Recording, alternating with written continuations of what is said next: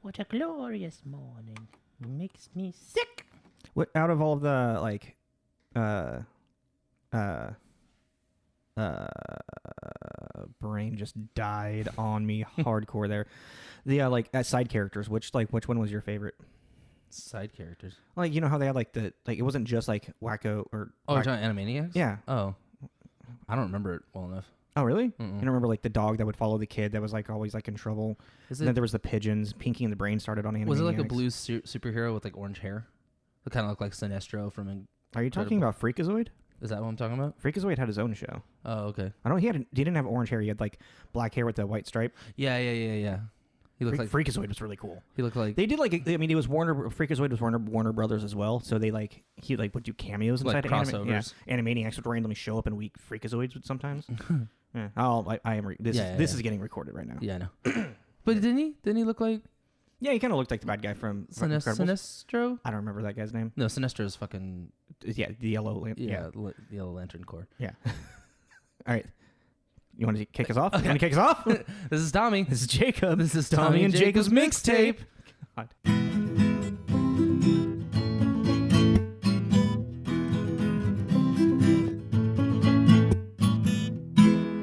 Hi, everybody. Yo. I feel like I start every, after the jingle, I'm like, hey. I'm the Fonzie. Hey, this guy. Hey. Yeah. Turn Italian for a second. Hi, how you doing? I'm doing all right. Like I said, I'm a little hungover. Yeah. Yeah.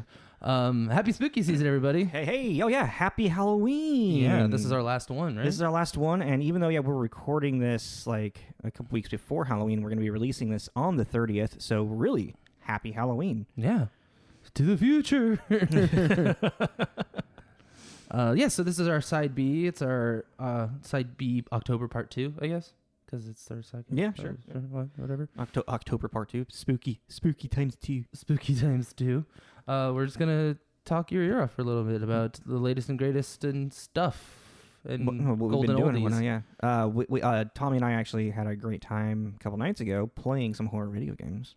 Oh, yeah, we did. Yeah, we screamed like little scaredy girls. little scared people. Yeah. Try to keep it gender neutral. Yeah. I was trying, but girls just came out of my mouth. Little scared thems. What do we play? Well, we played a PT because I actually have that on my. I don't have the VR version, but I have the original from. Can you buy the VR version? I don't know, or I don't know if maybe it's just if I have the VR, if I had PlayStation VR, that it's just compatible with it. I'm not sure. I wouldn't be surprised if it's just compatible with it. But I have it from when it first came out, obviously, because you can't get it anymore. It is literally, you can only have it if you downloaded it way back when they were doing Silent Hills 10 years ago. I'm really bummed out that I missed out on that, because that is something I was telling you would just love to have in my library, just to every now and then go back, spooky season, play it one time a year, or even just to have it if someone came over, you're like, oh, you haven't played this? Check it out. It's really cool. Exactly. Well, it's kind of like what I did for you. I'm like, you're playing this. Yeah. Also, I just got to say, Tommy is so afraid to play horror video games. I told you I can't do it. He literally, I had to force him to, do to the controller for PT. Just looking out of the corner of my eye. Yeah, it was pretty funny. And so I had actually played through... I replayed PT the night before he came over to hang out so I could remember all of the puzzles, because I hadn't played it since I downloaded it. Oh, you hadn't? No, I hadn't. Oh, cool. Yeah. And I'm glad I did that as well, too. I didn't just pick it up and have us start playing it, because when I picked it up and started playing it, it started me at that final puzzle where you have to get the 3 baby laughs. Yeah. And I was just wondering, I'm like, I thought there was a lot more to this game than just circling in this fucking hall getting killed by this ghost Lisa. Yeah. You're tearing me apart, Lisa. Sorry. The room, oh my god, it's so fitting. Sorry. So I had to go and actually, kind of like when you first got there, I had to delete the save file, because there was no way to start a new game. You have to actually delete the save file to start a new game. Yeah. So I really wish we had recorded that. Oh, I was recorded us playing it? Yeah. Up until the point where it took us an hour to get the 3rd baby laugh. Yeah, because then it just became not scary anymore. It just became kind of frustrating and repetitive. Yeah. We're like, ugh. whatever. I mean, it was cool seeing her in the mirror behind you. Yeah. Well, and what I was telling you too, the entire coding Yeah, is how that she's like following you the entire she's time. behind you Yeah. the entire time, but it's a random trigger event that will make her attack you. Mm-hmm. So that's the idea. Every time you're turning, she's just like Ghost Yoda just on your back. I was like, that makes it way more terrifying. Yeah, pivoting with you. Yeah. Yeah. Yeah. No, I mean, it's a great horror game. Yeah, that was really great. Even then, what we play after? Oh, and then we played Slender the Arrival, and we didn't finish that. Is it called Slender Man the Arrival or Slender the Arrival? I think it might be Slender Man the Arrival. I think yeah. But I mean, that came out in 2013. That was really fun too. That is really fun, and like I mean, it looks dated, but it's still fun. Oh yeah, I mean, well, I think don't quote me on this, but I'm pretty sure that it's like pretty much like not a remake, but I did this last week or the week before. A reboot? Not a reboot. Remastered. Thank you. I think it's You'll get it one day. Yeah, I think it's a remastered version of the original Slenderman that was on PC. And that, I mean, if you look at like clips from that, that's super dated. That's super blocky, like Final Fantasy VII blocky. Oh, really? Yeah. Oh, okay. So like the way how it looked for that, it looks really like 100 times better. Yeah, that was really fun. That was also, and I've never actually played through Slender Man, any of like the first at all. So like when we were playing it was like literally like first time. Yeah. And when like all we did was we got through. I made him hold. Yeah, I was the one actually controlling it this time. I was just standing there. And I also like I have a really good reflex. I shouldn't say reflex or really anything. It's not really good. I'm jumpy and screamy. So my jumpiness and screaminess is getting Tommy to scream next to me. But we got through just the first part where the first time you like are running through the forest collecting the pictures as Slenderman's like chasing around you. And we didn't know that once he collected all the pictures, he just like spoilers if nobody's played this or if whatever. Yeah, it's old though. I mean, if you remember how much, if you've played it and you remember this, like when he like grabs you and like pulls you down, like pretty much, yeah, just terrifying. Kind of knocks you out. Knocks you out, then you wake up in like another spot in the morning, just terrifying. I'm just literally screaming. Kind of weirdly too. Now that I think about it, the entire, I mean, granted it's first person, but the entire kind of daytime aesthetic does remind me a lot of Alan Wake, and I think that come to mind too because that's on Game Pass and I just played it for the first time. Oh, okay. I've never actually played it, so dude, that's pretty. It was an Xbox exclusive, wasn't it? I think so. Yeah, 360 exclusive. That's a pretty scary fighting shadow people. Anything you're planning on playing, or are you still sticking with Metroid for the time being? I mean, I'm kind of like doing a level of Unravel at a time. Mm-hmm. Unravel's really fun. If you guys want to pick that up on the PlayStation Network, I think it's or on PlayStation sale, Store. or is that sale over? That sale's over, but Unravel 2 is on sale right now, I think. Oh, okay, on the PlayStation. Yeah.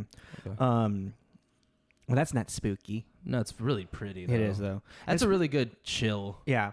Like I mean, it's a puzzle. It's a like a platform puzzle type game, kind of like a Limbo, or I can't. What's the other one? There's a Swapper. Inside. Yeah, is that what it's called? Yeah. That's one of them. Inside, I want to say. Yeah. And there's also Swapper. Or is it Inside Out?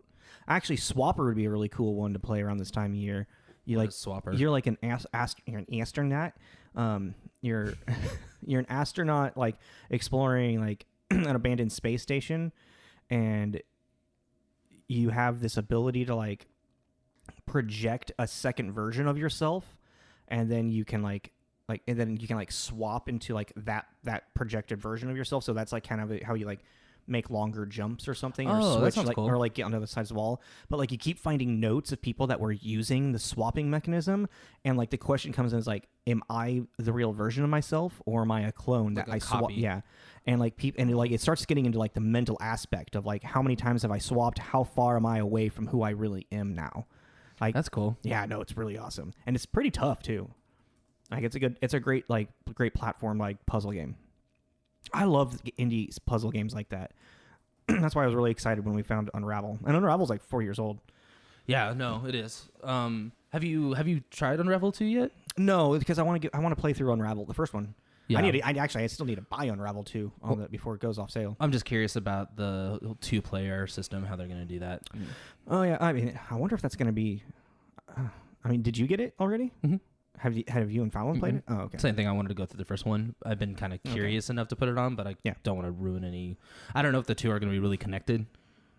I could see either way. I could see it being a continuation of the story, or it could be a new kind of thing. Oh man, I really wish I remember at the beginning that pillow that's at the beginning that has like the Swedish phrase on it. Like I looked up what that was, and it was actually really sweet. It was like something like I can't remember. Cool story. Yeah, cool story, bro. It's the greatest fucking story I've ever heard. Okay, let's go to stuff that we know what we're talking about. Playing Last of Us Part 2. Yes, you are. And then finally got into that.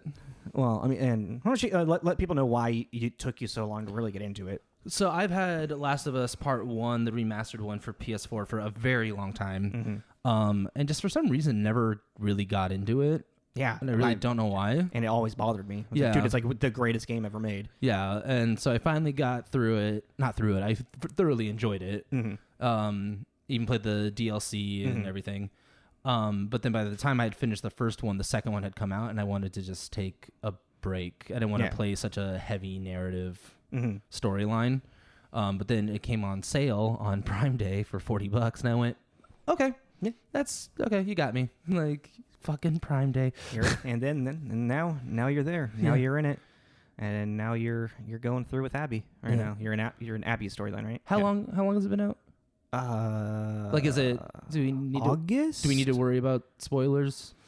I mean, let's do it. Let's give a spoiler warning in case. I mean, I was looking. I really avoided a lot of stuff about it because I wanted to go in with my own opinion. And obviously, things just like I was telling you, got through the cracks and things were spoiled. I kind of see. How do I word this? I see people having a problem with not playing as Joel because there is kind of a loyalty in video game world. Yeah. Where you want to play as the same person that you got to know, and I get that. But I mean, fucking Ellie's a badass, dude. I know, yeah. She's like scary.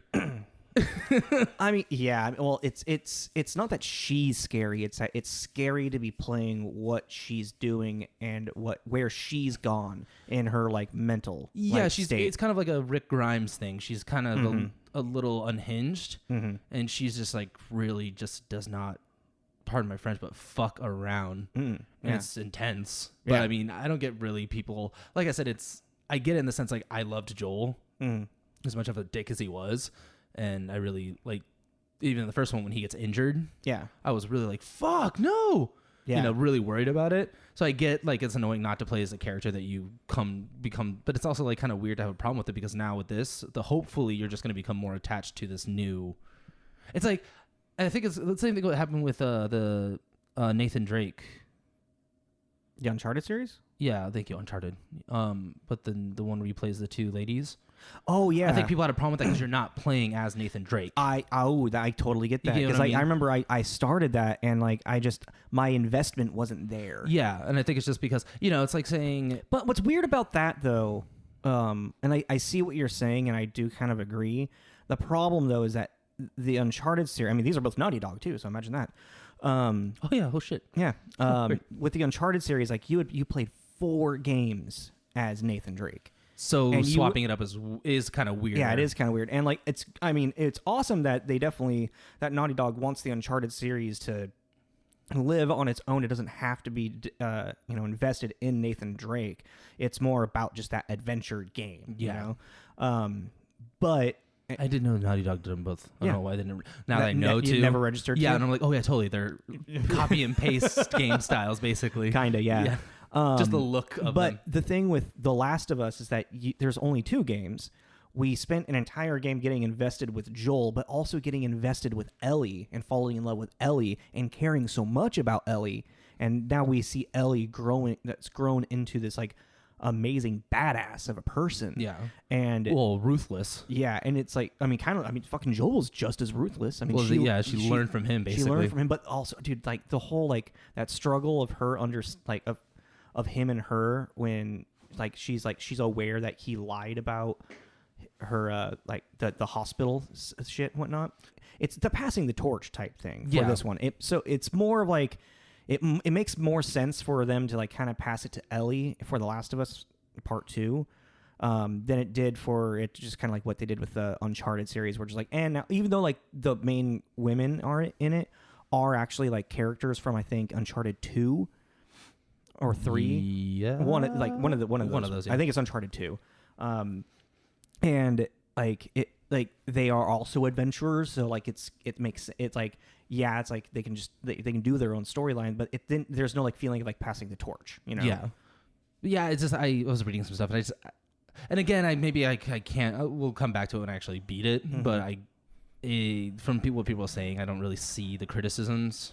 And what you were saying, like one thing that I was telling you is that I really, really appreciate the transition of just from the first one to the second one. Yeah, is seamless in the gameplay. And you were saying that some people like it wasn't. Oh yeah, how like the gameplay is too similar. Yeah, which I find like that's kind of what I look for. Like even in the Uncharted series, I look for that because I like the idea of just picking it up and it already knowing the controls and already knowing. Well, the Uncharted series kind of like improved and evolved.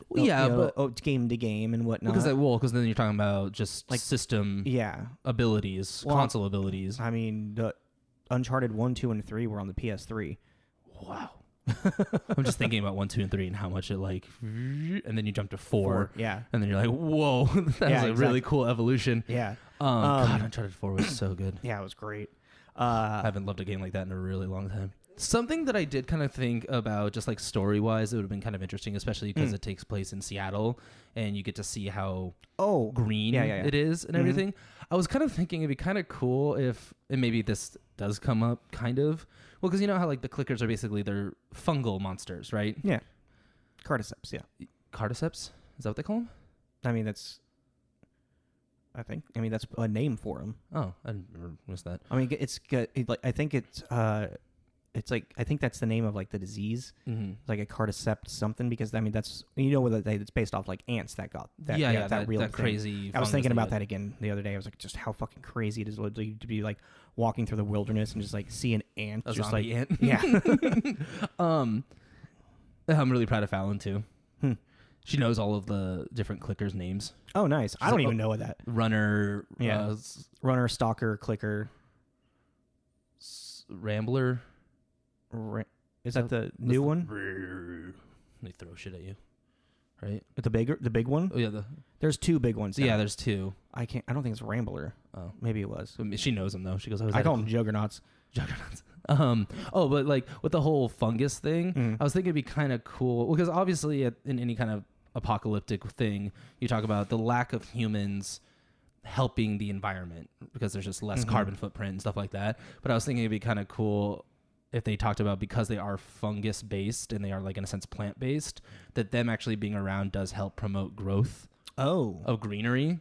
Because even when you do find a dead clicker, a lot of the times they're sitting on the ground and they have sprout an entire mushroom. Yeah, but they sprouted all spores. It's I don't know. It's just it's kind of like it's an invasive environment. You know, it's kind of like a moss. Like it's not supposed to be there. Yeah, I guess so. Anyways, I really enjoy it. I don't know. How did you feel about the map of Seattle? You see why I got so frustrated with it? No, I thought it was cool. It's fine. No, are you kidding me?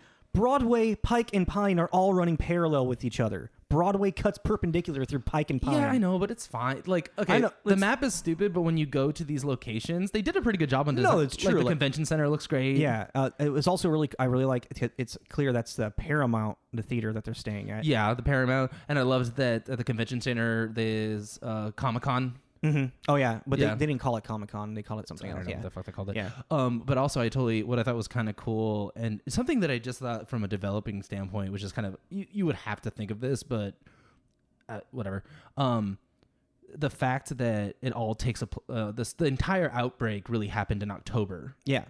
So even from the first one, when you play the DLC and you're little Ellie and you're running around the costume shop, putting on the masks and playing around, even when you're walking around, you still see Halloween decorations. Oh, yeah. You see, like, jack-o'-lanterns and, like... Oh, I never really noticed that, actually. Yeah, and it dawned on me. I was like, oh, shit, this is a perfect Halloween game because it's a zombie outbreak thing taking place during spooky season. Even though, like, the actual, like, timeline of what you're playing may not be around October or anything. No, but it's like everything's frozen in the time of October. Oh, wow. Yeah, I was like, that's really cool. I was walking through, like, a hospital or something, and I saw a jack-o'-lantern, and I went... Oh yeah, I totally forgot that the outbreak took place in October, and they just kept true to that. That's even crazy. To the second game, I was like, that was really cool development. I thought it was really cool with when you finally start playing as Abby, how they turned the CenturyLink Stadium into that like, was so into cool into like a and it looks good. Yeah, that's what I'm saying. They did a good like design Yeah. of the actual landmarks, but the map is total bullshit. Oh yeah, no, it's like you have to like to get to the Space Needle. You have Shut up. Stop. I was like, stop me talking.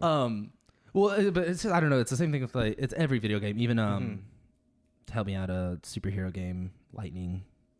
Oh, grinding. Infamous 2. When they did Seattle, they did Seattle, and it's just flat as fuck. It's not. Yeah, it's just not. It's like, where are the hills? Yeah, we should do some research. We'll do some research on that and figure out why exactly. Because they look at Spider-Man. They do New York too. Like if you go on the Spider-Man Reddit, people take pictures. Oh, yeah. In Spider-Man, and then they show outside their window, Yeah. and to a T. It's completely like accurate. Yeah. So that's like crazy, and I'm just like, why is Seattle so hard? I know it's a.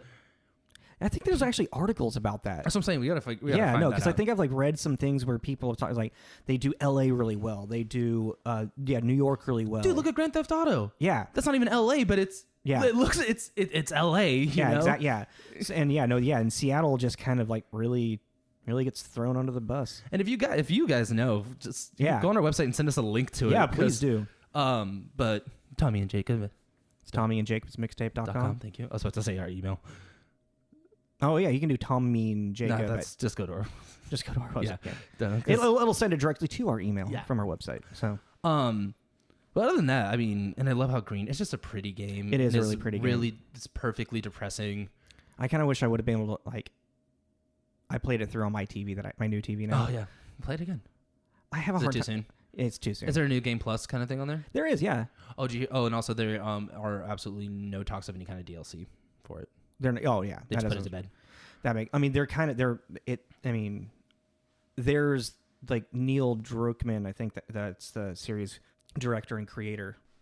He's unsure if he even there's they might do a third one, but he's unsure if he wants to do a third one. I guess I can't have a You can't really I can't have an opinion until I beat it. Yeah, exactly. But I mean, for those who have played it, I know this isn't spoiling, but those who haven't, when you get to the end of it, you see how it could be an ending, but you could see how it could continue if depending on what direction they want her to go. Yeah.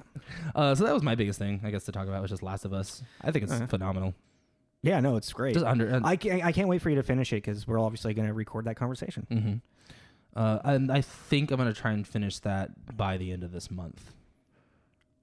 I'm going to try and really push through. Do you not think that's enough time? I'm probably going to. I mean, if you probably going to go into November. If you dedicate the next couple of days to it, probably maybe. Yeah. I mean, it's only got 40 hours of gameplay. Yeah, and there's no side quests or anything. It's all just narrative. It's pretty linear. Mm-hmm. There is definitely there's going to be a couple points I know for you when you get in with Abby that are going to really frustrate you, and they're going to be they're hard to get through. Like bad design? No, they're just really hard. Oh yeah, because even I don't know what it is. With Ellie, I was doing fine, but even when you play as Abby and you see you meet with Joel and Tommy, and you're stuck in the garage for a second, that took me 6 times. Oh, it was as Abby? Yeah. Which part? When Joel and Tommy rescue her in the very beginning.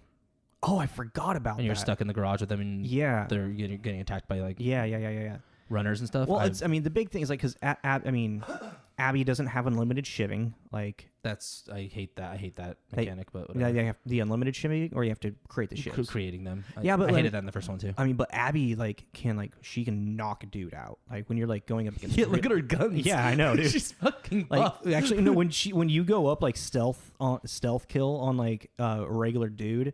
Because Ellie will just she kind of chokes him out. I can't remember. No, she doesn't stab that. She doesn't. Ellie? Oh yeah, she's killing people left and right. Yeah. Oh yeah, she just straight up stabs him. I even looked up. Is there a way to silently kill people as Ellie? And they're like, no. She just murders people left and right. The only way to do is silent kills with a silencer and headshot him. Well, I meant a knockout. Oh yeah. Oh and then the bow and arrow. Did you get the bow and arrow with Ellie yet? Yeah, I have that. Oh, that's right, because you already finished Ellie's story. Yeah. Yeah, dude, I fucking love that bow and arrow. Yeah, it was like I remember I've been waiting to get it because I remember in the first one I never used it. Oh, it's so good. Until the very end. And I was like, why wasn't I using this the entire fucking time? Right? It's so much better. So I think one of the reasons I was looking up if you can silently kill people, I was like, with these kind of games, it would be really cool to add almost like, because you're fighting the wolves, right? Is that what they're called? Yes. Yeah. So you're fighting the wolves, and there's this other group that, obviously it's a post-apocalyptic thing, so there's a religious a religious fanatical group, whatever. Yeah. But I was just thinking how cool it would be, especially something like this. Like if you had the option to kill or knock out, killing them, obviously, kind of like Hitman. If you kill them, they can't wake up again and then alert everyone of your presence, that kind of thing. I think that'd be really cool if you were to do that. So like if you were to kill kind of ruthlessly and without hesitation, that would make later on levels harder because now they have a reason to avenge their fallen foot. You're more of a threat. There's an actual, like, I really like where you're going with this, and there's actually a couple of reviews that I've listened to and they talk about that. They like how the relentless killing of Ellie, there is no, or even Abby at that point, there is no repercussion. There's no repercussion for it. Yeah, exactly. It's just like, it's like a game that's like kind of, that's talking about like how violent humans can be in that's the huge narrative inside all of it, is like just how human beings at nature can be violent and whatnot, but it's also playing, the like, well, each side has their own story. Yeah. So then it's kind of like, well, who's right and who's wrong? That's what this game is really like balancing out, Yeah. And then it's like with this game, if you were to add that mechanic, this is a perfect kind of game for that kind of mechanic. Exactly. Yeah. Where it's like if you do the sneaky, quiet thing and you're not as brutal, they'll help you in later on, but it makes that immediate moment tougher because you're trying to sneak around everybody rather than just pick them off. And then, depending on how it's like, let's say if you're much more of a run and gun, like you're just shooting everybody up, later on in the game, they're more armored and maybe you can't shoot them. You have to be stealthy. Yeah. Or if you play the beginning of the game and you're all stealthy, later on they're more like looking under stuff, around corners, and now they're more vulnerable to weapons. So then you have to run and gun. Yeah, well, like especially because you can think there's hundreds of games out there that have a consequence kind of mechanic. Yeah. But think of Fable. It's ridiculously dramatic. You grow horns and people are scared of you just to look at you, like that kind of stuff. But something that you don't see a lot is the subtle aspect to it. Yeah. Which I just want in games more. Just subtle little changes that they don't even have to tell you about. Yeah. Like, oh, by the way, if you do this, just kind of hide it in the code. Yeah. And that way too, if you don't discuss it, everyone's gamelay will be different. Yeah, it becomes more personalized. Yeah, especially because of their options menu where you can customize the game pretty much to any way you like. I was just thought of that. That's that's a really cool idea. Naughty Dog, if you're listening, start doing that. Do it. Or somebody develop that game. Yeah. Let's okay, we talked about Last of Us. Yeah, so. We can move on now. I'm done.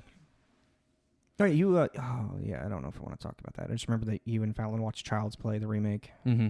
Oh, and also, thank you for the early birthday gift. The Chucky, all of them. Yeah. Tommy bought me the Child's Play collection, all 7 of them, 1 through Cult of Chucky. I made sure to look that it was all of them. Oh yeah. Unlike when I bought like the Game of Thrones before the last season was. Oh yeah. Drunken purchases. I know you didn't like Child's Play, the remake. Yeah, it's one thing I did think was kind of cool was how he learned about violence and why he thought it was entertaining. Okay, because he's an AI that just becomes corrupted. No, because he's sitting there and he's watching the kids watch Texas Chainsaw Massacre and they're laughing and think it's really funny. Yeah, so that's when he gets the idea. It's an AI that gets corrupted. Yeah, I know, but whatever. I thought that was cool. Yeah, that's not fucking Chucky. Sorry, I'm really passionate about this. He didn't like it. I know, because he's not even a good guy doll. He's called a buddy doll. They changed. You don't. Okay, moving on. Jesus fucking Christ, it's so bad. I mean, but it's all what frustrating is I love Aubrey Plaza and like I feel like she did a great job in that movie too as the mother. But even okay, Mark Hamill did a great job voice on Chucky. That was weird, but it's not Chucky. It's just not Chucky. That was a weird little random thing. I was like, oh, Okay. Oh yeah. That was really out of like left field. I mean, that was kind of like their big promo, like when it was coming. Yeah, no, that was a huge thing. I didn't hear shit about this movie. I mean, you're also not a really big Chucky Child's Play fan. I'm not a Child's Play fan, really at all. I just put it on because it was free. I was like, sure, fuck it, whatever. But like on that note too, I was reading up on a lot of these kind of like reboot remakes that are coming out these coming years. I was reading they're remaking Children of the Corn. Oh, interesting. Which I was kind of like, actually, it's been long enough and that movie's pretty dated. You might be able to do that really cool. There's also like 7 of them, isn't there? Yeah, there's a lot of them. Yeah. But like redoing this one, I love Children of the Corn. I would give that a shot, you know. Yeah, I love Children of the Corn. I mean, when I first heard about a Child's Play remake, I was kind of, you know, like I was interested. I was like, Mark Hamill's doing Chucky, cool. Let's see what they do with it. But it's just like their execution was so poorly done for it, you know. Like, so like I mean, because like if you look at remakes like Friday the 13th or Nightmare on Elm Street or even Texas Chainsaw Massacre is a great remake. They're redoing that too. Yeah, I saw that. I don't know. No, put it to rest, man. I mean, yeah, that one's been kind of redone. It's too many times. You've beaten it. It's done. Yeah, Let it go. But the original remake that came out in like 2003 or 5 or something, like the early 2000s, with Jessica Biel. Yeah. I was like, who's in that? Is just as terrifying as the original one. Yeah, that was a really good remake. Yeah, that was good. I liked that one a lot. And even like next generation, like not next generation, but like Leatherface at the beginning, like the kind of like the sequels. Is that the Matthew McConaughey one? No, that's next generation. That's next generation. I'm talking like this when they did like a prequel or like sequel to that remake Texas Chainsaw. Yeah. Those actually aren't even that bad as well. Those are kind of like they're gore fests, but they're also like good jump scares. Yeah. But like then like Friday the 13th like is a really good Friday the 13th remake in a lot of respects. I still gotta watch that actually. one. Yeah, totally. I'll put that on my list. Because like how they like play with like at first I remember when I first watched it and I was like, why is Jason running? And then I was like, wait a second, Jason did run in 2 and 3. Did you ever play the Friday the 13th game? Yeah, I played it with you. You did? Yeah, we played it a little bit. And then the Nightmare on Elm Street remake was not that bad as well. Like, I mean, it's nowhere near as good as the original. I really liked the Nightmare on Elm Street. I mean, yeah, what's his name? Earl Rorschach. Oh yeah, Rorschach. But like, I can't remember the actor's name. It's like Earl something or something Earl. I mean, he did a pretty good Freddy Krueger, and I mean, I feel like they did a great job with the dream sequences in that movie. Jackie Earl Haley. Thank you, Jackie Earl Haley. He's such a strange looking dude. Yeah, I know. But you see, it's like they didn't change the core concept of those characters. Yeah, you know, like Freddy was still a child murderer, pedophile. I thought in the original one they took out the pedophile thing and he was just a child killer. He was just a child killer, but then they added it into the new one again. It's insinuated in the originals. Yeah, but they took it out because the studio was like, that's a little too much. And they didn't even. Did they actually? I don't even think they call him a pedophile in the remake. They do. They do. Yeah. Okay. I remember because but it's that's also, it up. Yeah, it's The studio thought it was the whole pedophile thing was too like killing kids is fine, but you know you're like okay, you cross the line. Oh, it's the 80s. They have the censors in the 80s are super weird. Every decade, yeah, that could change really dramatically. 100%, yeah. But like even like Friday the 13th, like they stay true to like Jason. You know, he's killing people because he's hearing his mother tell him to do it. Oh, they kept that in there. Yeah. Oh, okay. 100%. Yeah. No, like. What's great about the Friday the 13th? Oh, excuse me. I'm just so gassy today. God. This is what happens when I drink too much. I've discovered this. Oh my God. I'm like, yeah. Well, yeah. It's kind of like Friday the 13th remake. It's kind of like 3 movies in one at the beginning because they do a great like flashback of Jason's mother being the killer. Oh, okay. Yeah. So there's like a quick like segment of that, and it's just like kind of gives like the history of Camp Crystal Lake, and then it goes into another one where it sets up Jason is now murdering people, and then the real movie starts. Huh. Interesting. Yeah. But like they also tie in like that that intro of like the kids at the campfire. Like one of those people gets like captured by Jason. And so then like the main story is like someone's trying to find his sister and who was the one that was caught by Jason. and then there's the new crew of teenagers that are getting high and having sex, and Jason murdering them one by one and stuff. Is it as violent as the OG ones were? Oh yeah. I don't know. Whenever I think of Jason, I think about him killing that kid in the sauna with the rock, the hot rock. Which one is that? I don't fucking know. It's like 4 or 5. 14. Yeah. Friday the 13th, number 14. I don't know. They only went up to Jason 10. Come on. Oh my bad. Jason in space. Jason. Oh yeah. Fuck. I actually liked that one. Like, I liked it because I felt like it really knew what it was, like just crappy. Yeah, they're actually the documentary that they have on Shudder for like all of the Friday the 13th is really, really cool. I mean, it's like 8 hours long. But oh yeah, we did play Friday the 13th. We did the cabin thing. Yeah, that was the most fun I've ever had with that game. But that was such a cool way of learning. So if you've learning the Friday the 13th lore, yeah, Friday the 13th lore, like, so you know, if you guys don't know Friday the 13th game, you either play as the counselors or as Jason, and you go around and you hack and slash them, or you're trying to get out of the camp before whoever's playing Jason grabs you. But there is like this little side thing where you actually go through a cabin in Crystal Lake, and you have to know enough about the lore, and it just teaches you the lore. I was trying to think of a better word. I didn't want to say lore. The history of it. And that's, I would just play it for that. If you're interested in Friday the 13th, that was really fun. Oh yeah, and it's kind of like a point and click puzzle. Yeah, and it's a puzzle game basically, a first person puzzle game with a couple little jump scares. Yeah, in there. I mean, yeah, it's got it's Friday the 13th. It's gotta have a couple jump scares. That was fun. Have you watched yet the trailers for Ghostbusters Afterlife?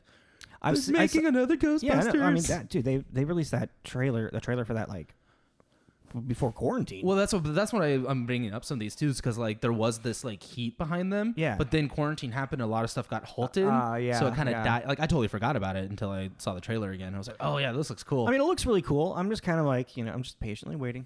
I'm trying not to like read too much about it or anything because I mean, fuck, the Batman just got pushed back to 2022. Yeah, I know. There's also apparently a lot of grievances between, or like Robert Pattinson and the director are not getting along, I'm hearing. Ooh. Yeah. Like Robert Pattinson, like he's apparently he's kind of refusing to like work out and like get bigger. And the director's like, dude, you're playing Batman. Like, I know, like, I don't want you to get like fucking jacked, but can you at least can you look the part, please? Yeah. So, which is really, I don't know. That really interests me because like Robert Pattinson he's an actor that I feel is very devoted to the craft and devoted to the role that he would want to do, Yeah, but I mean, it could be also too, because this is almost like a year one Batman. Maybe he's like, Batman this age wouldn't, that was a completely speculation. No, totally. But maybe he's like, this is a young Batman. He wouldn't be this yoked yet. Yeah. Because he's just now getting on the scene. So it's like, maybe that could be even it. And I could totally see that argument with it. Because even like Ben Affleck got jacked, almost too jacked. He's like, I think he saw Henry Cavill and was just like, fuck, all right, I guess I gotta. Henry Cavill. I'm not gonna say it's mean. No, what? It's body shaming. I don't want to do it. He's got teeny tiny little hands. Have you ever noticed that? No, he's got little, like, for how big he is. Like, if he was a little bit slimmer, I don't think I'd notice. But he's really little hands. He's got big, just little hands. He's got little Superman hands. Sorry. That's hilarious. And I love him. Oh, speaking of him too, this is kind of random. I started reading The Witcher. Oh, really? Yeah, the first book, The Last Wish. Phenomenal. Oh yeah, love it. I've heard good things. It's we were at Barnes and Noble a little while ago. We were doing errands and we just saw one. We hadn't been to a bookstore in forever, so we're like, cool, let's go just look for like half an hour. And found myself in the fantasy section, obviously, and I noticed that 3/4 of the shelf was just bright red books. I was like, what the hell is that? So I walked over and looked. There are a lot of Witcher books. Oh yeah. But phenomenal. It's really great. And it's really cool to have watched the show and then read the book because see what they're picking out to. Yeah, and also like it's the show is based off the books, not the video game. Yeah, and well, I mean the video is based off the books, so yeah. But it's cool too because there's like reoccurring characters that you met in the series, and it's kind of cool to, in a sense, have already an image and a voice. To them. Oh, so yeah. Like every time, kind of laughed. Every time when I'm reading it and the Witcher's talking, I just hear Henry Cavill. Fuck. fuck. That's great. Yeah, so I'm just like laughing to myself because I really. Did you watch the Witcher series? Mm-mm. What? So good. Just, He just that's all he says is fuck. Fuck. But anyways, I digress. Yeah, they're really good. That was yeah, no, I that mean, was my you sound excited. I can't wait to hear more. I think I coffee kicked in. So Scream 5 is gonna happen. Oh, it is? It is, and Sweet. Nev Campbell, David Arquette, Courtney Cox, They're all gonna be in it. all signed on. I feel like it's going to be a love letter to Wes Craven because Wes passed away in 2015. Yeah. Yeah. Who do you know who's directing it? Ah, God, I was trying as you were. I Or was is it 200 wraps? Still? no, actually, look it up. Because the guys that are directing and also that I think are writing the script, I hope they're collaborating with Kevin Williamson with it as well. I don't know if they are. Nev Campbell was originally like really hesitant about it, but the guys that are doing it, the reason they started making movies. So there are two directors. Yes, the reason why they started making movies is because of Wes Craven. Jack Quaid's gonna be in it. Yeah, Jack Quaid from The love- Boys. Yeah, no, I love him. Yeah. I really want to see him in more stuff. I really enjoy him. Dude, he's hot right now. He's blowing the fuck up. I just love that he is.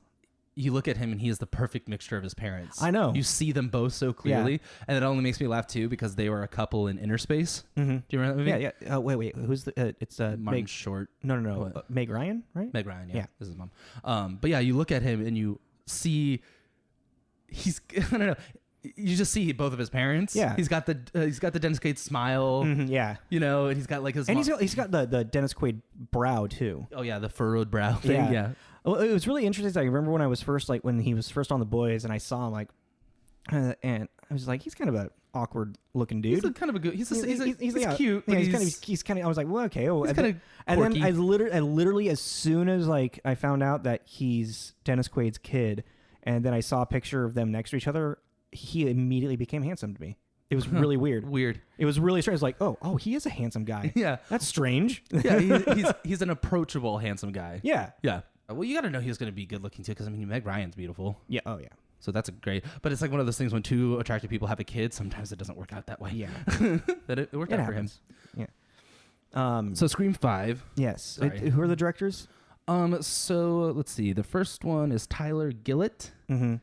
and then Are you looking up on IMDb right now? yeah, Oh, yeah. They did Ready or Not. That's the movie I was trying to remember. yeah, they did it or not. Matt Bettinelli Yeah, Olpin. Yeah. Sorry, It's sorry, a hard Matt. One, it's a hard one to pronounce. So They did Ready or Not in VHS, yes. which VHS is. I know the sequels are like whatever. I really like. I like of them. all of them. Yeah, I like personally all of them. like all of them. The first one is definitely the better of them all.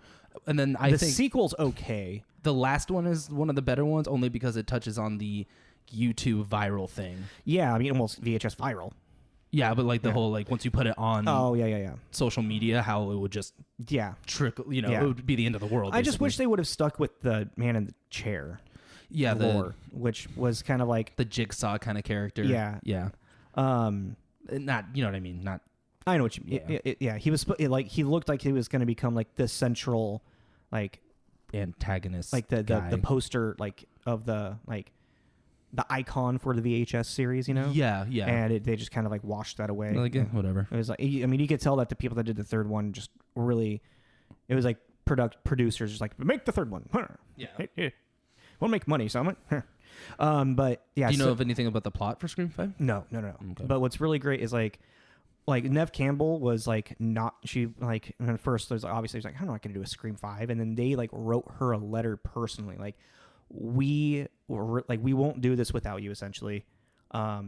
Wes is one of our biggest influences. Like, we would not be filmmakers if we hadn't seen Scream or Nightmare on Elm Street or Last House on the Left.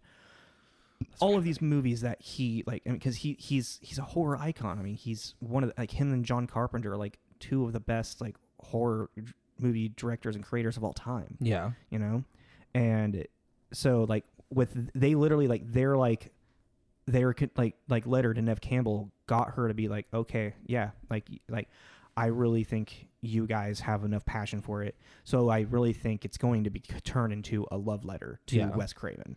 That's gonna be cool. I mean, yeah.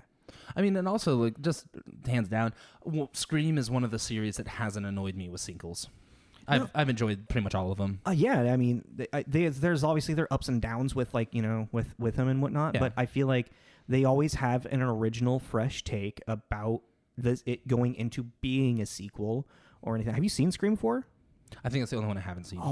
Dude, I rewatched it the other day, and it has Emma Roberts in it, one of your favorites. What? I'm trying to think if I've seen that. She must have been really young in it, then, huh? Yeah, I guess so. I mean, she plays a teenager. I mean, she's... Oh, but Emma Roberts is also one of those people that has not aged in 10 years. She still looks like she's... How old? She's got to be... I think she's like 28. Yeah, like my age. Somewhere in there. Yeah. Love Emma Roberts. Yeah. In Scream 4, they what they're doing is they're kind of playing... Like, they're playing on... Their trope is to lean into the reboot remake thing of it, because so like there's a lot, and then also like bringing up the fresh internet age, so like there's a lot about jokes about live streaming and Facebook and so like all that stuff. Yeah, like it's really good, and it has a great twist. Cool. I'll check that one. Maybe I have seen that one. I don't know. I'll look at that later. I mean, it has Rory Culkin in it. There's a kid walking around that's Rory Culkin. Oh, yeah. There's a kid walking around that has like a camcorder on his ear the entire time. Maybe not. Okay. I mean, that I feel like because Scream 3 takes place at the college, right? Scream 2. That's Scream 2. Yeah, Scream 2 takes place at the college. Okay. And the killer is actually Billy's mother. Yeah. Who manipulated it, because she pretty much becomes a copycat. Like she's killing people that have like similar names or something like to it to like the. So like, it's Scream 3. Scream 3 is the movie when they're making it's on the movie so set. They're making Stab 4 or 5. Okay, yeah. So I haven't seen Scream 4 yet. And Scream 3, the killer is actually Sydney's like brother, stepbrother, half brother, or something like. Her mother was also it's something like the whole like family thing gets into it there, and and then Sydney becomes like a superhero in Scream 3 in a weird way. Killing it. What? Something. And then I was like literally replaying the movie in my head, just like flashing by. Yeah. And then Scream 4, Emma Roberts plays Sydney's cousin. Okay, I'm gonna watch Scream 4. It's free on Hulu right now. Oh, it is? Yeah. Cool. I'll watch that tonight. Yeah. I'll let you know what I think of it. I double featured Scream 4 and Evil Dead 2 the other night. Cool. Yeah. I gotta watch Evil Dead 2. And actually, it was great to rewatch Evil Dead 2, because I realized that I hadn't seen it in so long that I didn't really remember much of it. I don't think I've actually ever seen Evil Dead 2. Really? I think somehow I missed it. I saw in a weird order. I saw Army of Darkness first. Yes. Okay. And then I went and then I watched Scream. The first. Scream. Evil Dead. Okay. And I think by doing that I missed the second one. Okay. Well, I mean, Evil Dead 2 leads directly into Army of Darkness. Yes, which I realized once as an adult watching it. I was like, oh, you're missing a piece. Yeah, Evil Dead 2 is kind of almost a remake of Evil Dead. It's very similar. Yeah, because Evil Dead 1 is the college kids going to the cabin and they find the Necronomicon. Yeah. And Ash accidentally reads out of the Necronomicon. Evil Dead 2 is almost like a different timeline. Kind of, yeah. Like a parallel universe kind of thing. It's almost like Ash doesn't remember going to the cabin type thing. Yeah. Which I kind of wasn't paying attention in the beginning, so like I think they touch base on it, but I was making dinner while I was watching this, But what I always thought that the entire storyline was he goes there and he's just like him and his girlfriend are having the problem with everything. I completely forgot this like whole side storyline of the cabin is actually this like scientist or like researcher guy who finds the Necronomicon, and that Ash's girlfriend. Do you mind if I spoil a little bit? Ash's girlfriend gets possessed, by a demon, and he kills her. Then he buries her, and then like the researcher's daughter shows up with like her boyfriend and 2 other guys. Like there's an entire other side of the story that was like, I don't remember any of this. Did you ever see the Evil Dead remake? Yeah, it was actually pretty good. Yeah, I don't remember much. I mean, I remember liking it, and I remember it kind of like actually being a little scary. It was actually. It was kind of. It was tense. It kind of really got rid of the campy. Oh, it 100% got rid of the campy. Yeah. Rated, which was cool. I mean, I liked it, and I would recommend it, but I don't remember much of it. It's the first one. Yeah. They get rid of the campiness. Mhm. Ash is now a girl, basically. Yeah. And then there's a really cool raining blood scene. Yeah, and That's a about it. terrifying demon. And a terrifying demon. Which the terrifying demon is more of a call to Evil Dead 2. Yeah. Yeah. I couldn't. Did you like the show? Ash versus the Evil Yeah. Dead. I started watching it, and I did. It was kind of hard to get into. Yeah. I I think it tried too hard. I mean, they were playing into the Bruce Campbell shtick. You know how he started doing, the man with the screaming brain. I am Bruce Campbell. Bubba Hotep. Bubba, that's so good. I feel like I'm forgetting one. That whole lean into the B movie because side to things and whatnot. Because Evil Dead 2, what's great about Evil Dead 2 is that it is got that kind of campy, weird comedy to it, but it's the comedy in it is also it's terrifying. The use of camera angles in it, when he's chopping off his hand, they swing the they keep the camera on him as the blood splattering on his face, but the camera starts twist, and then everything turns all sideways, and they kind of get under his face, and it's just it's really oh dude, they play with camera angles so well in that movie. During all of the weird possession points and whatnot. Sam Raimi really did a great job with that movie. Yeah. I think Evil Dead 2 personally is better than Evil Dead, the original, the first one. Because the first one is fun, and it's got its own cult following, Yeah. But because it's just impressive what they did. Yeah, as it was like a college film. movie. Yeah, it's pretty. It's great for that. Once you keep that in mind, mm-hmm. you're oh, this is good job, guys. Yeah, this is exactly. Really cool. And with Evil Dead 2 almost didn't even come out. Oh, the originally Evil Dead 2 was supposed to be the Army of Darkness. Mm-hmm. That was what Sam Raimi wanted, but he couldn't really I forget. I think the other director, the other guy that helped that produced, and I think actually he directed maybe Evil Dead 2. They did another movie before they did Evil Dead 2, and it kind of didn't do too hot. And so they're okay, well, we can't really get this huge budget for this medieval storyline of Deadites and whatnot. So what if we just went back and kind of redid Evil Dead and made that'll be an easier budget. That might give us enough money later on to do if this is a success, then we can do this medieval Army of Darkness. Yeah. And it was. So nice. Yeah. And Evil Dead 2, it's a journey. It's a really great journey. Okay, I'll definitely watch that. And that's also free on Hulu. That's how I did my double feature. I think I own it. Oh, really? I think so. I think I own all the Evil Deads. Oh, cool. Yeah. Evil Dead 2, Dead by Dawn. We gotta go through my movies. Yeah. You got a lot of movies. Yeah, to find. I have DVD. I have more in my parents' house. Jesus, really? Dude, I had that's what I did. Just I had collecting I had movies? 600 DVDs. Jesus. And that's all I spent my paychecks on and stuff was. Would you just go to Hollywood Video or Blockbuster and just buy the FYE? FYE? Did you buy it? Did they have used a used section? So you'd go to the used section. Yeah, it was 3 for $5 or whatever. My friend who used to work at Hollywood Video, who's my roommate for a little bit. I'm gonna omit his name. No, this is in Spokane. Oh, okay. I was like, who? I don't think I really talked about him much. No, because also I was Hollywood Video's been gone for so long. Oh no, yeah, no. This is years ago. This is 10 plus years ago. Okay. He worked at Hollywood Video, and he just stole all the movies that were in the used section. He would just all right guys, bye. Just walk out with 10 movies at a time, in his bag, and then just come home and be all right, we got these. I'm like, cool, let's watch them. So actually, half of my collection in my living room is stolen from Hollywood Video. Yeah. Well, yeah, because at that time too, I knew all the spots Big Lots. That's where I found a lot of gems. Oh yeah. For $3. Just I know it always just never heard of it. Grab it. That's how I saw Still Crazy. Still Crazy. Yeah, it's a British, basically old arena rockers from the 70s. Oh yeah, that's the Bill Nye one, right? Yeah. Okay. That's still. God, I forgot about that. That's a great movie. Have you ever seen The Autopsy of Jane Doe? I don't think so. No. I've seen that name. I definitely think I've seen the title on Netflix. It's on I think I started watching it, and there was just something about it how it reminded me too much of The Exorcism of Emily Rose. Somehow, maybe. Oh, okay. Maybe not at all. I don't know. Maybe I saw it. Maybe I saw it, and I was just it never piqued my interest. If you're looking for something to watch that. Okay. I'm curious what you think about it, because I Well, because one, it's IFC Midnight. Which okay. I love. Yeah.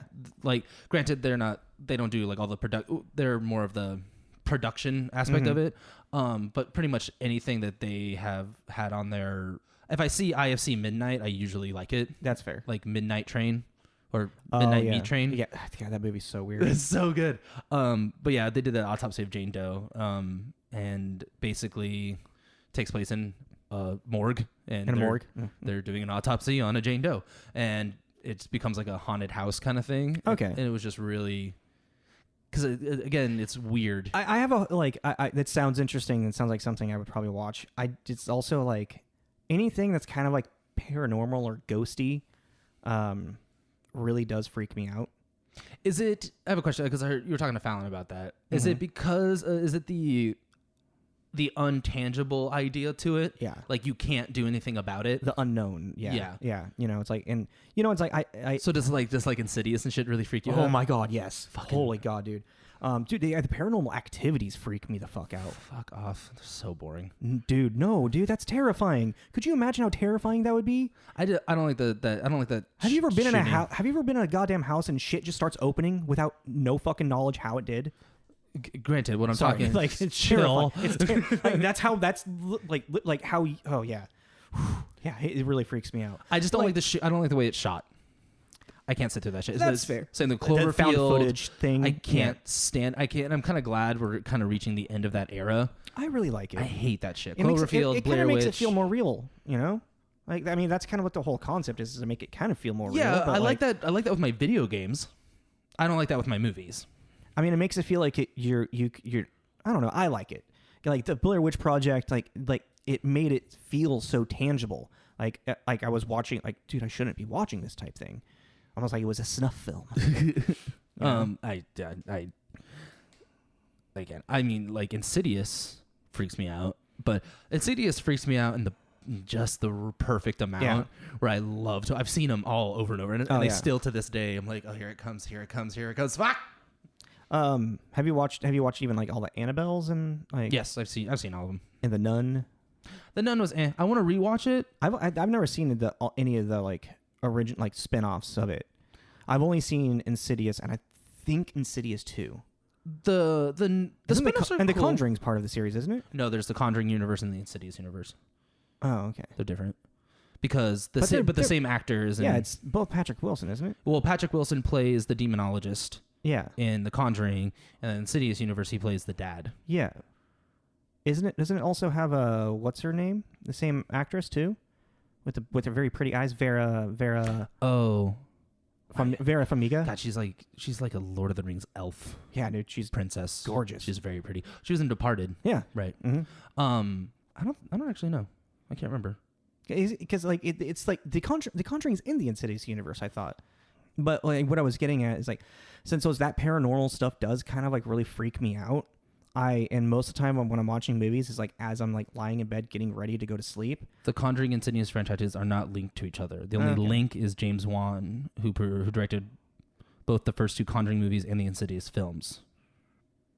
Then I'll bring up Patrick Wilson being... Yeah, and then Patrick Wilson starred in both of the first two Insidious films and the Conjuring films. So there's a sequel. There's like Conjuring. There's two Conjurings. There's the Conjuring and the Conjuring 2. Yes, but then like Annabelle is part of the Conjuring. That's part of the Conjuring? Yeah, Annabelle's part of the Conjuring universe. And the Nun... No, Annabelle and the Nun are all are the same universe. Well, I know that Annabelle is put in the Conjuring universe because he gets the doll. What the fuck, dude? Why is it so hard for me to follow? Well, same director, yeah, same actor. Like, no, it's confusing, but I mean, maybe that's why I like both The Conjuring and. Well, here you go. Here, because like I'll save this for later. This is a full timeline. Yeah, no, I think is that the picture where it goes in order. Like, yeah, so it's like it starts with Annabelle creation. Oh no, the Nun, Annabelle creation. So it starts off with, okay. The Nun, yes. Annabelle creation, Annabelle the Conjuring, Annabelle comes home, the curse of La Llorona, the Conjuring 2, and then the newest one coming out, The Conjuring, The Devil Made Me Do It. Oh, okay. So yes, the Nun and and Annabelle are part of the same universe. Because the whole idea is that I thought the Nun was in Insidious. Isn't Insidious about like the kid getting possessed Like by Yeah, he's a dream walker. yeah, the nun is in that. I thought. Mm-mm. Is it the old? Oh, you're talking about the lady in black. Yeah. Yeah, you're talking about her. She's a different. She's the antagonist in the second one. Well, she's introduced in the first one, but she's the main antagonist in the second one. Okay, yeah. And so Insidious and Insidious 2 are just their own. They're their own separate movies. Yeah, they're their own. And then there's Jesus fucking Christ. And there's I think there's 2 or 3 more Insidious. Like the Insidious, the Last Key. Really? Yeah, and they're like kind of spin-offs where they talk about the older woman and her. Isn't there a movie? Yeah, there's a movie like The Lady in Black, isn't there? There's The Woman in Black with Daniel Radcliffe. Yeah, but that's not. Oh, connected. that's totally not. That's something completely right. All right, okay, we figured it. Right. We got it. Sorry, we got sorry, it. guys. I hope you guys enjoyed that journey just as much as my brain did. Bly Manor, the haunting. I was going to say you wanted to talk about that. Yeah. All right, because I actually really like just like the haunting series that's happening right now. You start. Because I didn't care for it. You didn't care for it? You start because then I enjoyed it. It was not. I didn't enjoy it as much as the Haunting on Hill House. Okay. Haunting on Hill House. I enjoyed the Haunting on Hill House because it was a little bit more like it had a little bit more jump scary stuff. It was a little bit more tense with its horror and whatnot. Yeah. And I really liked how that one played with the timeline, where it was like the kids and then the future, or then the present to the past and whatnot. Yeah. And the play with ghosts was really cool in that one. I think I need to rewatch that because I really don't remember the first one. Oh, really? Mm-hmm. But the Haunting on Bly Manor, I enjoyed it because it's a different aesthetic, which is what I appreciate. Is like kind of like, you know, it's because they're kind of doing this whole like ensemble cast thing in a way, with the same lead actress, a couple of the same actors from the Haunting on Hill House they're doing like an American Horror Story kind of thing. But like with American Horror Story, what they're doing, because American Horror Story is a little bit more like leaning into the campiness of it sometimes, the over the top. Yeah. And remind me, because that's going to tie into what my like review of it is. Okay, cool. And like what the Haunting in Hill House and the Haunting on Bly Manor instead is, that's kind of like each story is going to have its own aesthetic that it kind of like falls into. And Bly Manor is much more of a gothic love story. Yeah, like a Victorian. Yeah, I mean, that was what it's based off of. Yeah, is it's a Victorian love story. Is a gothic Victorian love story. Yeah. With it, I mean, it has like a good spookiness and like ghosting. It never really scared me. There was definitely some scenes that were kind of tense, and like there was a couple of jump scares that got me. Yeah. But like, I mean, really, the terrifying thing was the ghosts with their faces fading away. I thought that was kind of silly. I mean, I got it. But once it was explained, I was like, oh, okay. What I really liked about it is that what the Haunting on Hill House is much more of, it's like the entire story is a parallel of the past haunting you. You know, it's like you can't run away from your past. It follows you. It follows you. The mistakes of the past are going to follow you. Yeah, and I thought it was really cool. They kind of hit it on the head at the end of Haunting on Hill House. I gotta watch it. Like, it's like, yeah, they really hit it on the head. Like, they force you to understand it, kind of. It's like, okay, I get it. But what I did 2 days ago might come back to bite me. Got it. But the Haunting on Bly Manor is really like a great also like exploration to the feeling of what it would feel like to have dementia. Like the play with memory. That was cool. The play with memory in that season was really, really cool, and the looping, and that was cool. Because it was really cool how quickly and they kind of hit it on the head with this one. When the chef, when you're saying hitting on the head, they really drilled it in. Like, this is what we're talking about. Yeah, when the chef is talking about how his mother is going through dementia and how it's hard to like listen to her, where he keeps thinking, or she keeps thinking, it's 1987. I'm sometimes my father. I'm sometimes her brother. All different ages, you know, whatnot. And like, just how, I mean, God, that would be so difficult. Yeah. To like go through and deal with, man. God, I can't even imagine. And the play with memory, and like that's kind of like what I liked about the faces fading away, is that, and that's kind of like, that's if you have dementia or Alzheimer's, and you're looking at someone, it's like the face isn't there anymore. Yeah. You know, the face, like as time goes on, the memory you're erased. Like you will, what is it? It's kind of what Coco talked about. In the Boys, there's that scene with with Frenchie and the Asian girl. I can't remember her name. I always just call it Monsieur. That's all he calls her. Yeah, Monsieur. Yeah. And he's talking about how What's her name? that you will go through two deaths. The death, I think he said this. Now that I'm like, I might be just kind of. There's something about that. I mean, he didn't say that you'll go through two deaths, but maybe that's like what I connected to it. It's like you'll go through two deaths. Your actual physical self will die, and then the memory of you will die. And once the memory of you is gone, then you are dead forever. Kamiko, thank you. I was gonna bug you. Sorry. Go ahead. Yeah. Then once the memory of you is gone, then that's when you are dead forever. Yeah, he did say that. You're paraphrasing, but really hard. I always paraphrase hardcore like that. But yeah, the gist of it. It's so like it's so true, you know. Yeah. So your review. Oh. that little girl, perfectly splendid. I thought, that drove me up the fucking wall. I fucking loved it. I first I was like, God damn, this girl's overly polite. It's so fucking weird. But then as you spoilers, like so people know, like we might be throwing some spoilers on Bly Manor, just so everybody knows. Try to be vague. I don't think I can. Well, because it's pretty new. I know, but like that's why I'm saying spoilers. Like why the girl is so different. Like, well, that's part of my also why the boy is so different sometimes. Yeah, but that was kind of my concern with it when I first watched it. I called that. Oh yeah, from moment to moment. It's alluded really clearly at the beginning, you know, but like when they finally like reveal it and like how it's actually happening. Yeah. Is actually like, because I just thought it was 100% that the entire time, not that it was, you know, a back and forth. Intermittently throughout. Yeah. But with like my review, I was sitting there the other night and I was just thinking about it to do with this because we were saying we were going to talk about it. Yeah. I came to realize that I didn't like Haunting on Hill House and The Haunting of Bly Manor because I was being a pretentious dick. Why so? What do you mean? I was like, it's not scary. And then I kind of had this realization and jumping to American Horror Story too.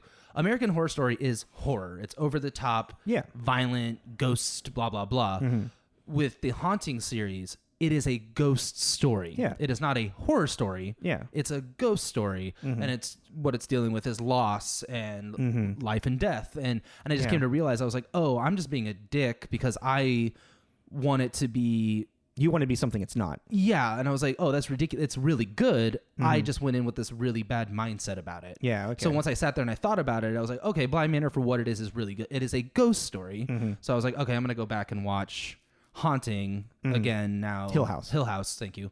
Now with this different mindset because I was just being, like I said, just overly judgmental because it's not scary enough for me. It's not a horror story, man. The horror's got blood and gore and blah, blah, blah. Yeah, and then I was like, and then I had the rest. I was like, oh, this is a ghost story. This is a sit by the campfire. Mm-hmm. And I think what made me realize that is the way that she's telling, the narrator's telling the story. Yes. I was like, oh, and that's actually, I called that twist at the end. Oh, yeah, I did too. Yeah. It was kind of, I was like, this is, again, right on the head.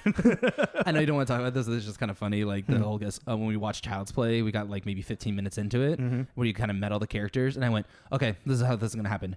This is going to die. This is going to die. This is going to die. This is this one. Like I just went through the list. 100%. Oh, no. Yeah, it's easy. So easy to tell. But Pound's like, nice, babe. And I was like, You watch enough fucking horror movies and you just do it. You know the formula really well. Yeah, exactly. Well, yeah, Bly Manor is very interesting. And I think that part of the problem a lot of the time in this day and age, in my opinion, is the ability to binge watch. Yeah. Because you start binge watching when you shouldn't. Oh, like right before bed. No, like right before bed, or it turns into midnight, and you're like, okay, one more episode, and then next thing you know, it's 3:00, because now you're tired. Exactly, and I was doing that with Bly Manor. I literally I stayed up for an extra 3 hours on accident. Yeah, I think we watched it in like a day and a half, and that's just like what happened with The Boys. I think we talked about this. It was getting terrible reviews because people were because they couldn't binge watch it. It was episodic, and I was like, this is ridiculous, people. It episodic does not mean a bad thing. It gives you a minute to digest and think about and wonder what's going to happen next, and you don't have this problem where, and it's like honestly, it's just a self-control thing. Yeah, but I think that by binging it, you just get too much information and too much stimulus, so you kind of lose stuff. Well, I mean, we're kind of in that age, though. Yeah. Because our brains have started to like really get used to having so much information thrown at us at the same time that I think it's like if we can't binge it, then it's like I don't know. The patience of everything is gone because we live in such an immediate world, you know. Yeah, I can pull up my phone and be like, oh yeah, because I wanted to quickly look up like who was the producer for the Haunting shows when Mike Flanagan. I was like, I couldn't remember his name. So I literally typed in Bly Manor. First thing that came up was the Haunting of Bly Manor and gave me Mike Flanagan's name right there. Yeah. Then it's also with the binging thing. It's like when I think about like The Walking Dead. Having to wait episodically weekly for that? No, I mean like because I started watching it so late, I could watch all of it at kind of once. Oh, yeah. And now The Walking Dead to me is just this mass blob of events, and I cannot pinpoint. Like, yeah, they died when I don't know. I remember they died. How? They weren't there anymore. Well, I mean, yeah, I see what you're saying, but there's definitely some deaths. Like there's you get to like binge things so quickly that I can see like it can become just like all a blur. But there's definitely like. Oh, obviously, big moments, totally, yeah. Like, but there are sometimes I'm like we were talking about it, and I can't remember who came up, and I was like, I have no recollection of what happened to that person. Well, I'm assuming they died, and I no recollection how. I think it was, what was his name? Tyrese. Is that what his name? Yeah. No, I can't remember what the fuck happened to him. Can you? It only came up because I was watching that. Yeah. I was watching that bad lip reading, and I saw him. I was like, I totally forgot about that character. He had a pretty sad death, actually. Because he was like he was like kind of losing his mind. He died on the road when they were like separated before they get to the cannibals. Like after the prison. I remember the cannibals. Yeah, after the prison and everybody gets separated, and then maybe I think it's around then. But he's in a house. They're doing a run. Maybe this is not at the prison. Maybe they already have. See, yeah, you're doing exactly what I'm talking But I remember the episode. Like, yeah. And I remember how he died. It's like because he was going through like a huge mental break. Okay. And after everything that happened at the prison. Yeah. Okay. And I think it was also like after like someone that he loved like got murdered. It's because he doesn't get to Alexandria. I think this is on the road to Alexandria. He gets bitten in a house, and he doesn't get found in time. And I think they chop off his arm, but he's bleeding to death, and he bleeds out in the car. And I remember as he's sitting there in the car, he sees the ghosts of everyone that passed away. So he sees Emily, who just recently passed away. He sees the two girls. And maybe this is before Sasha dies. So yeah, because I remember it's like, yeah, it was actually kind of an emotional death. They dedicated an entire episode to him dying. Oh, I don't remember any of that. No. Oh, maybe I somehow missed that episode. Whatever. Is there anything else you wanted to? I feel like we kind of covered everything that we were looking at. Maybe we got video games, and I did want to bring up one more video game real quick, just because I want people. Yeah. Dark Pictures: Little Hope is coming out October 30th. Play it. Yeah, I mean it looks fun. I think Tommy's trying to get a plug, like trying to get some money. No, they're just so good. Except everyone I've played has lost my fucking save file, so that's not great. But that's my console and internet and stuff problem. Mm-hmm.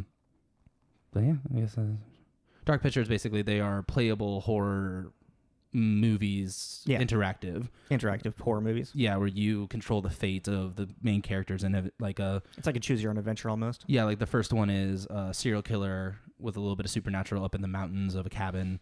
Second one is basically you're playing through Ghost Ship, the movie. Oh, cool. You get on a haunted like cruiser in the middle of the ocean, and then Little Hope is kind of like a Blair Witch time travel-y kind of thing. Yeah. But yeah, they're phenomenal. And also just saying with Little Hope, we saw yesterday, it is a 2-player online. Oh yeah, that's right. So you get to pick, and the way it works is you get to pick which characters you want to be. You just get a list of them and you just assign them, and then you just play through until basically their chapter's over, and then you play as the next one that comes up in the storyline. Yeah. So I think we're going to probably do that. Oh yeah, we're definitely, Yeah. We'll see if we can maybe get that recorded as well. Oh yeah, we'll try and figure that out. So yeah, we're gonna wrap up. Did you want to do the poll movie? Oh yeah, that's right. Yeah. Okay. Well, we don't know what movie we're watching next week, guys. Because we're officially out of spooky season, so we have our magic hat. Yep. And yeah, we're just gonna kind of do. We have like a magic hat, magic bag of movies that we just wrote down.